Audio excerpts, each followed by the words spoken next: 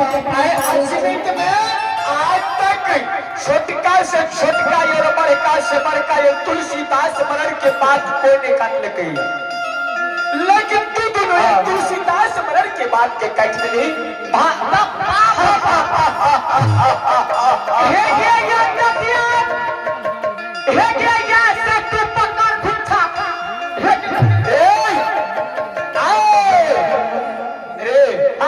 अरे खाली थारी देना है, चावल तावल सब छीन लेना है।